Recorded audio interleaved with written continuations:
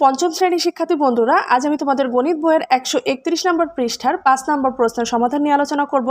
5 নম্বর অঙ্কটি হচ্ছে, একটি ত্রিভুজের উচ্চতা 0.8 কিলোমিটার এবং এর ক্ষেত্রফল 1.2 বর্গ কিলোমিটার হলে এর ভূমি কত কিলোমিটার। এখানে তোমরা দেখবে ত্রিভুজের উচ্চতা দেওয়া আছে এবং ক্ষেত্রফলও দেওয়া আছে, আমাদেরকে ভূমি নির্ণয় করতে বলা হয়েছে। তো চলো আমরা এটা সমাধান করে ফেলি। আমরা প্রথমে লিখব ত্রিভুজের উচ্চতা দেওয়া আছে 0.8 কিলোমিটার এবং নিচে লিখব ত্রিভুজের ক্ষেত্রফল 1.2 বর্গ কিলোমিটার এবং তাহলে ভূমি কত, আমরা ভূমি নির্ণয় করব। আমরা জানি ত্রিভুজের ক্ষেত্রফলের সূত্র কত, আমরা জানি ত্রিভুজের ক্ষেত্রফল সমান ভূমি গুণ উচ্চতা ভাগ 2। অতএব ভূমি, যেহেতু আমাদের উত্তর ভূমি বের করতে বলা হয়েছে, অতএব ভূমি সমান ক্ষেত্রফল গুণ 2 ভাগ উচ্চতা।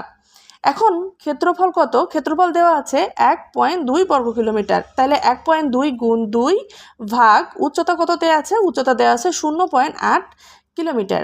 তাহলে আমরা এটা গুণ করব, 2 দুগুণী 4, 2 একে 2, পয়েন্ট বসে গেল, একটার পরে পয়েন্ট, একটার পরে পয়েন্ট বসে দিলাম, ভাগ 0.8 কিলোমিটার। তাহলে আমরা এখানে এটা ভাগ করার আগে আমরা প্রথমে করব, এখানে এটার মাঝখানেও দশমিক আছে, এটারও দশমিক আছে, আমরা এটার দশমিক 2টা উঠায় দিব, দিয়ে 24 ভাগ 8। তাহলে ভাগ করি, 8 একে 8, 8 দুগুণ 16, 3 8 24, তাহলে 3 কিলোমিটার। অতএব উত্তর ভূমি হলো 3 কিলোমিটার।